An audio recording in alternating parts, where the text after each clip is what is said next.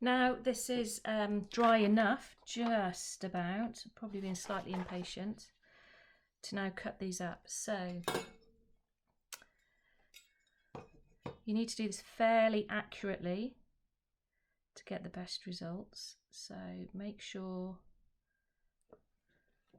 you've got a good ruler and a good firm grip to cut these. You can do it with the scissors. I'm just lucky enough that I've got a few bits at home. I can do it with a Stanley knife and a cutting mat. So cut it into 4 pieces, like so.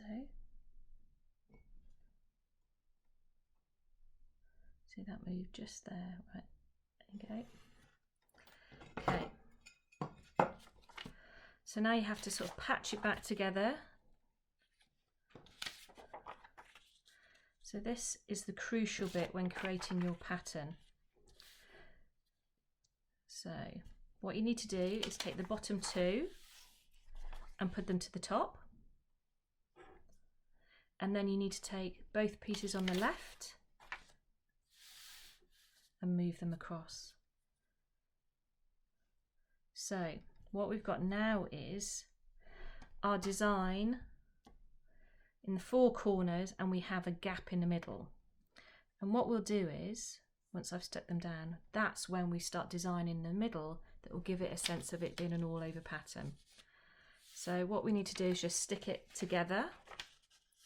So flip them over in the right order. You should be able to see through. I've done this on photocopy paper. So you should be able to see that you've got it in the right way. So making sure your design is in the 4 corners.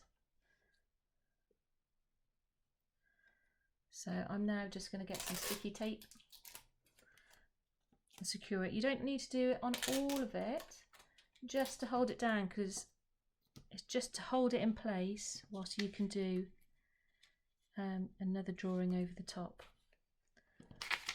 And this is really where you can see that I haven't done it quite accurately enough, how well your cutting is. And like I said, I'm not a paper engineer, I'm a pattern maker, so hopefully this will just be enough.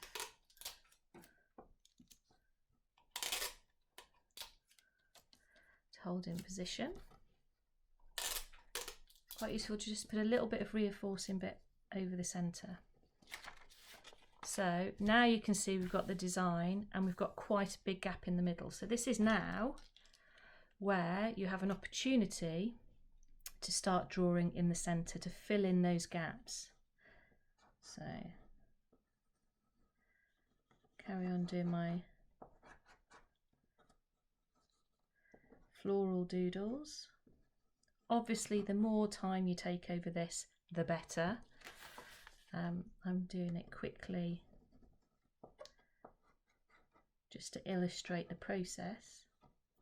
Saying that in art and design though, very often the quickest work you do without overly thinking can be some of your nicest work. So we've got a few leaves coming in and off the screen, so off the page. So what we want to do is sort of enhance that and allow the leaves to go across your cut lines. And this will give the real sense of you creating a pattern. This is a good tool as well to appreciate that very often as artist, designer, student, creative, we usually work inside the paper that we're given. We work to the borders, and this is a good way of showing that you don't have to do that. And actually what happens off the screen or going off the edge of the page is a really interesting way to play with composition.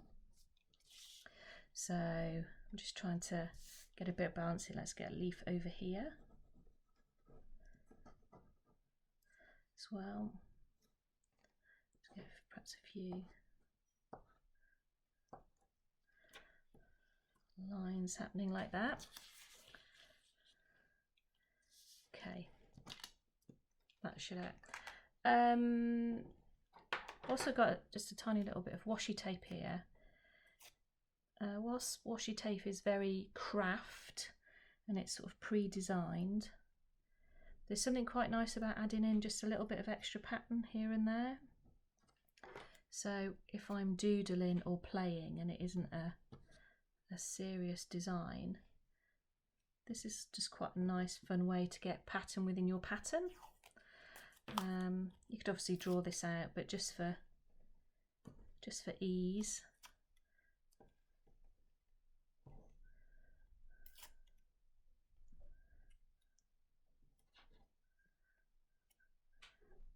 If you can do it across some of the cut lines as well that you've stuck back together, that's quite nice because it'll sort of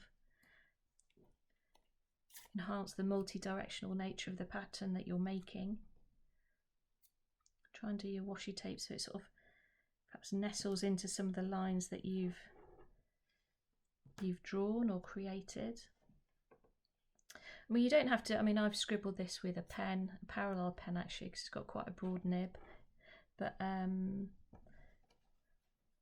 you could do this with the photocopies. So there's no reason at all that you couldn't do it part mixed media, so it's part photocopy, part drawing, part graphite stick. Like I said, if you haven't got many materials at home in this lockdown situation, using coffee and different types of tools like cotton wool buds. Creativity is all about invention and working with what you don't have or working within constraints. So don't let the fact that you don't have all the materials stop you. So right, now what we have is our original drawing around the edge and another drawing in the middle. Now obviously quite a few people won't have printers at home, so I have, so I'm lucky enough to then to be able to photocopy it and then repeat it. So if you were to have a photocopier, you'd photocopy that 4 times and then you stick them together, making sure that kind of you marry them up properly, so making sure that everything's in the right corner, and you can see that's created quite a reasonable pattern and a design. So this one was a little bit more similar to the one that I've just done, which is I've used the washi tape and I've made the leaves, not the flower, kind of the pattern, and sort of drawing your line across the page. But it's a very, very, very simple tool to do.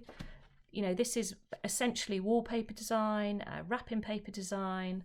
Like I said, it could be a tile repeat for a background in an interior.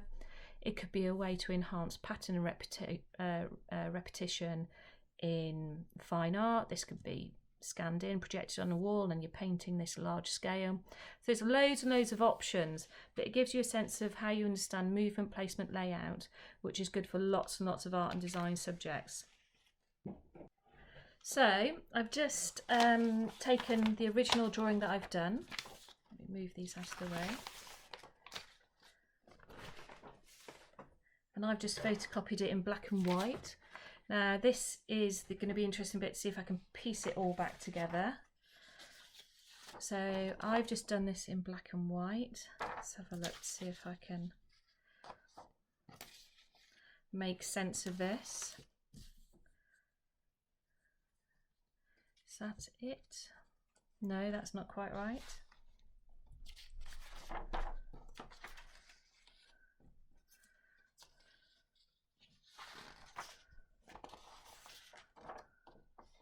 So let's put that in the center.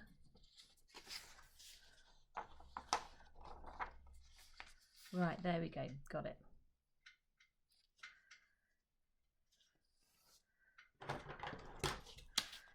She said.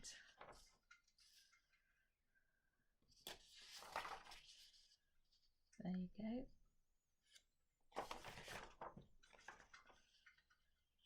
So there you go. So you can see how quickly I've turned really a doodle into an all-over pattern. Now, whilst you might not have a photocopier or a printer at home, you could take a picture on your phone and actually put it into a tile repeat just in Word, just by cutting and pasting the same picture to give the sense of what your pattern would look like. If you have got Photoshop or a basic version of Photoshop, you can just clone this tile and do an all-over pattern and create a pattern with it. But even if you can't make and photocopy out to create this sort of wallpaper or wrapping paper design, the process of you going through the layout, cutting it up and offsetting it and making you see your design in a different way and use it in a different way is a really sort of valuable exercise.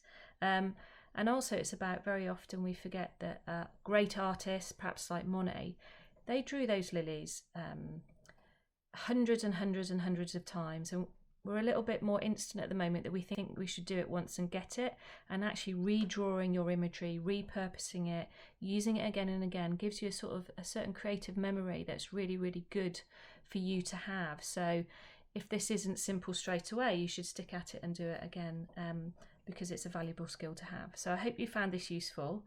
If you manage to do any repeats from this, I'd be really, really pleased, and we'd love to see any of this sort of reposted on our social media channels.